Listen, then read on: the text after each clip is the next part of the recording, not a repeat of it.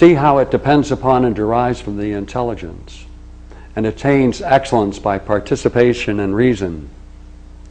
Study the differences in reason, that means intelligence, and our reason.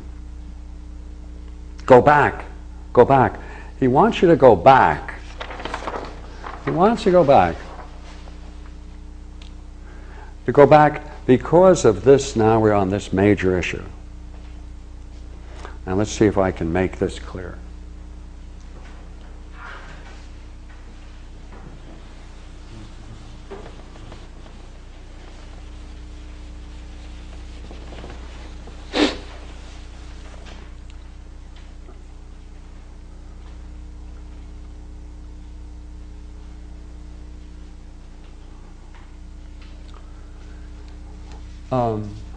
This is the problem. You see, let me see if I can capture it this way.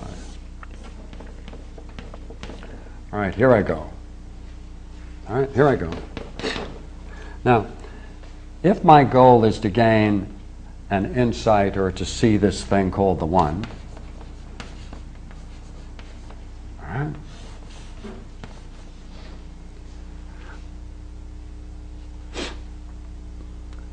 if I am going to use that vision for some purpose,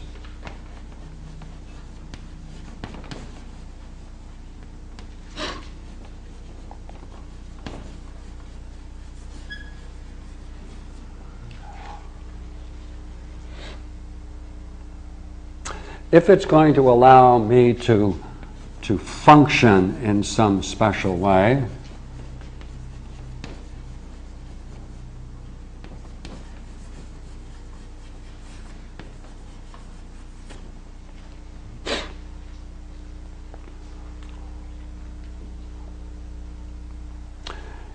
if I conceive in any way that it might serve some advantage to me,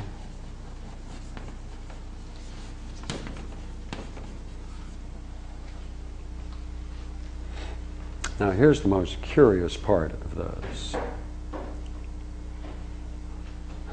You'll get exactly what you're looking for to the degree that you're looking for it, but you won't get it.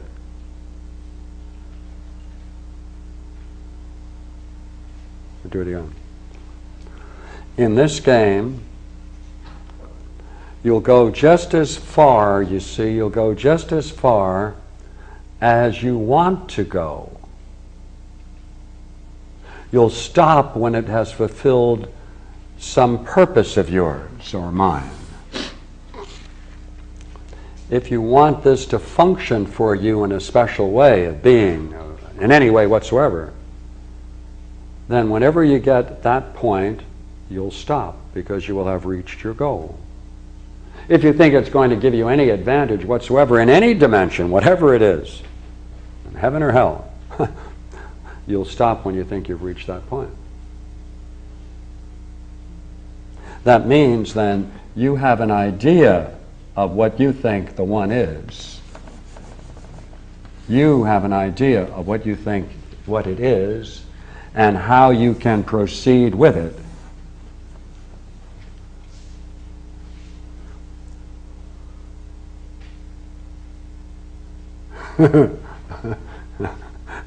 And you'll get exactly what you're looking for. And it will always be dissatisfying. Because you can't turn this to any purpose. You can't turn it in any special way. You can't use it to your advantage in any way. Because that very need, see, that very need is going to function to trap you within that very limit. That's how you know you've gone far enough.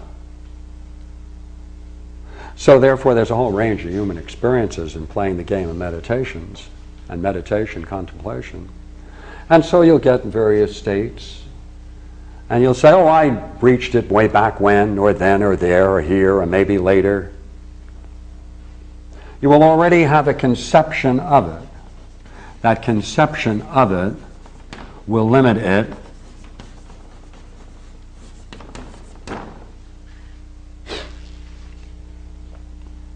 and unless you understand that, unless you understand if that goes on, you have to understand that.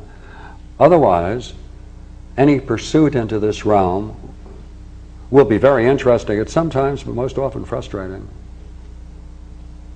Because we don't have a clear enough idea of what shapes our vision.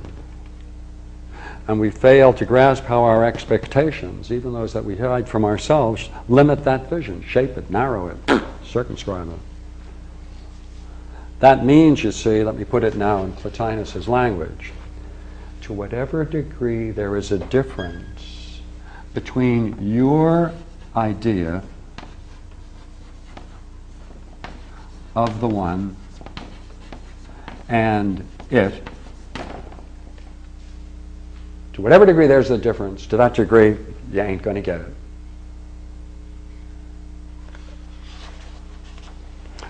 As the one does not contain any difference, it's always present to us, and we're always present to it. When we no longer contain difference. It's the difference on our side that we have to deal with. That's why all the associations and all of the images that are attached to these things and from your own basic needs in early life shape and contort and twist that vision. And I want to go into the great section, what he calls the inspired dance in the chorus in a minute. All right. The one, therefore, all right, it's present to all those who can touch it. It's absent only to those who cannot. Because when the soul is impressed with something else, I could put another word in here, concerned for something else. When it's attentive to other things, when part of its attention is for other things, use, function, advantage, then its own goal is less than the supreme.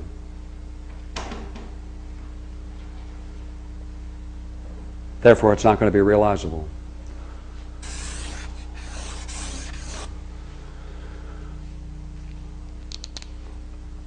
When your own goal, therefore, is less than that of the pure idea of the one, you're not going to get it.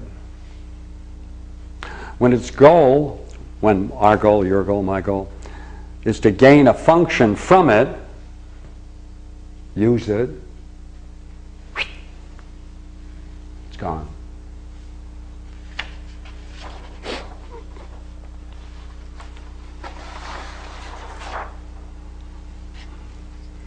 So I brought a great quote. I'd like to read it to you.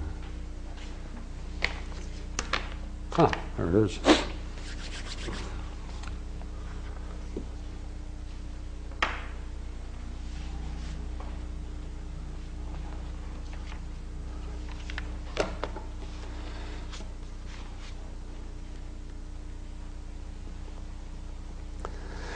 As the one does not contain any difference, it is always present as we are present to it when we no longer contain difference. The one does not aspire to us to move around us, we aspire to it to move around it. Actually, we always move around